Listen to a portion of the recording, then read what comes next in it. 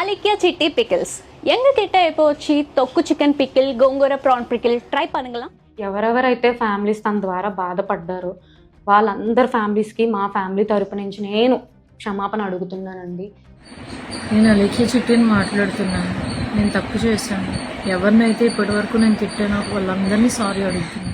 మీకైనా సరే అన్న చెల్లి తమ్ముడు అక్క పెద్దమ్మ వీళ్ళందరూ ఉండొచ్చేమో, మాకంటూ ఎవరు లేరు. నేను మా అమ్మ అలెక్య మేము ముగ్గురమే అయితే ప్రెజెంట్ అయితే ఉన్నాము. ఎంత బాధను మోస్తున్నాం అనేది మాకు మాత్రమే తెలుసు. వీళ్ళు కొంచెం వదిలేయండి, అయిపోయింది. క్షమాపణ కూడా చెప్పింది చెల్లి.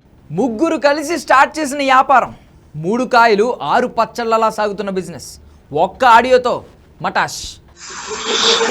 పిచ్చి మొహం దానా, ఈ తక్కువ ప్రైస్ ని కూడా నువ్వు భరించలేను, high cost, too much cost, expensive అంటున్నావు అంటే నీ దరిద్రం ఏ రేంజ్ లో ఉందో నేను అర్థం చేసుకోగలను. నా మాటిని 4 ఇళ్లలో చూసుకుని పాస్ పని చేసుకుని బతుక్కో ఎల్లు.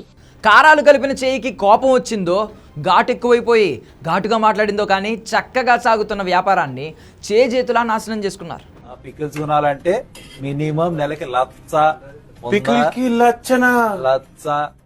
ఇవి ఎక్స్పెన్సివ్ అన్నావు అంటే నీ అంత చీప్ ఇంకెక్కడ ఉండడు. పని చేయి, నువ్వు గట్టిగా ఫోకస్ చేయాలన్న కెరీర్. ఎందుకంటే లేదంటే నీ గర్ల్ ఫ్రెండ్ లేదంటే నీ పెళ్ళమో వదిలిపోద్ది. కాబట్టి నువ్వు అడిగిన ఏమి నువ్వు కొనలేవు కాబట్టి అది నేను వదిలిపోయి నా మాటిని నువ్వు కెరీర్ మీద ఫోకస్ చేసి అప్పుడు ప్రేమ పెళ్ళిళ్ళు ఇటు జోలికి వెళ్ళు. ఎందుకంటే ముష్టి పచ్చడే కొనలేకపోతున్నావు. నువ్వే పడరా గోల్డ్ ఏం కొనిస్తావురా దానికి.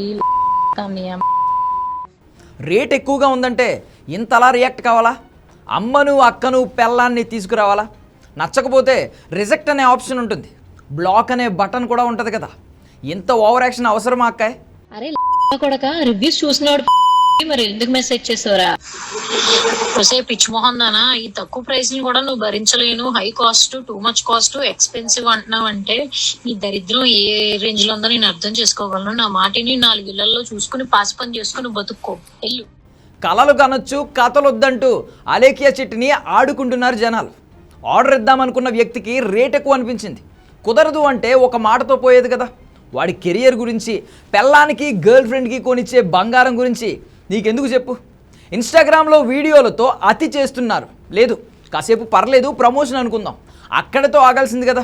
మీ పచ్చళ్ళు లేకపోతే ముద్ద దిగదన్నట్లు పచ్చళ్ళ కోసం ఎవరైనా దిగి రావాల్సిందే అన్నట్లు ఆ మాటలు ఎందుకు చెప్పు. మన దగ్గర రొయ్యల పచ్చడి వచ్చేసి చాలా యూనిక్ టేస్ట్ అయితే ఉంటుంది.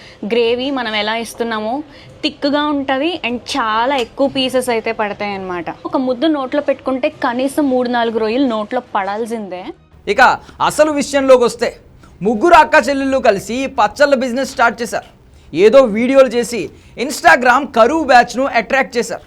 బిజినెస్ పెంచుకున్నారు. ఏం చేశారు, ఎలా చేశారు అన్న సంగతి తర్వాత బాగానే రన్ అవుతుంది కదా. ఇంకెందుకు ఇలాంటి అతి ఓవర్ యాక్షన్ మాటలంటూ సోషల్ మీడియాలో జనాలు ఫైర్ అవుతున్నారు. అబ్బాయిని తిట్టిందనుకుంటే అమ్మాయిలతోనూ ఇంతే రూడ్గా బిహేవ్ చేశారు. పిచ్చి మొహం దానా, ఈ తక్కువ ప్రైస్ ని కూడా నువ్వు భరించలేను, high cost, too much cost, expensive అంటున్నావు అంటే నీ దరిద్రం ఏ రేంజ్ లో ఉందో నేను అర్థం చేసుకోగలను. నా మాటిని 4 ఇళ్లలో చూసుకుని పాస్ పని చేసుకుని బతుక్కో ఎల్లు. ఆ పచ్చళ్ళు కొనగలిగితేనే బ్రతుకు అన్నట్లు, భవిష్యత్తు ఉన్నట్లు ఓవర్ యాక్షన్ మాటలతో బజారును పడ్డారు. కట్ చేస్తే వెబ్సైట్ బ్లాక్, వాట్సాప్ బ్లాక్. ఇదే అలెక్యా చిట్టి గురించి ఎవడో బూతు కమెంట్ చేసినప్పుడు వాళ్ళు ఇచ్చిన ఆన్సర్ చూసి సోషల్ మీడియా అంతా ప్రశంసలు గుప్పించింది. ఇలా ఉండాలి, కాదు ఇలానే ధైర్యంగా ఉండాలంటూ అలెక్యా సిస్టర్స్ను వెనకేసుకొచ్చింది. అలాంటిది ఇప్పుడు రేట్ ఎక్కువైందంటే ఇంత ఎక్కువ చేయడం అవసరమా? వ్యాపారం ఏదైనా సరే కస్టమర్లు దేవుళ్ళు. ఈ మాట ఆ పచ్చడి రత్నమే చెప్పింది కూడా. అలాంటి కస్టమర్ బ్రతుకును తక్కువ చేస్తూ ఇదేం బ్రతుకురా అన్నట్లు ప్రశ్నిస్తూ అన్నేసి మాటలు ఎట్టి పరిస్థితుల్లో కరెక్ట్ కాదు. ఇదంతా చేసి వాళ్ళు ఇచ్చిన వివరణ కరెక్ట్గా ఉందా అంటే మరింత చిరాకు తెప్పిస్తుంది అంటూ సోషల్ మీడియాలో కమెంట్లు వినిపిస్తున్నాయి.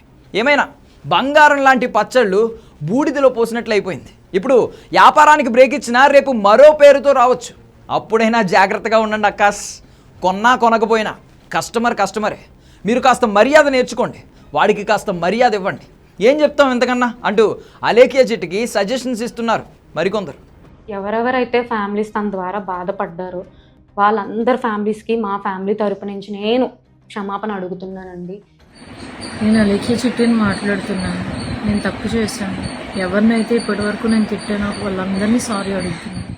మీకైనా సరే అన్న చెల్లి తమ్ముడు అక్క పెద్దమ్మ వీళ్ళందరూ ఉండొచ్చేమో, మాకంటూ ఎవరు లేరు. నేను మా అమ్మ అలెక్యమే ముగ్గురమే అయితే ప్రెజెంట్ అయితే ఉన్నాము. ఎంత బాధను మోస్తున్నాం అనేది మాకు మాత్రమే తెలుసు. వీళ్ళని కొంచెం వదిలేయండి, అయిపోయింది. క్షమాపణ కూడా చెప్పింది చెల్లి.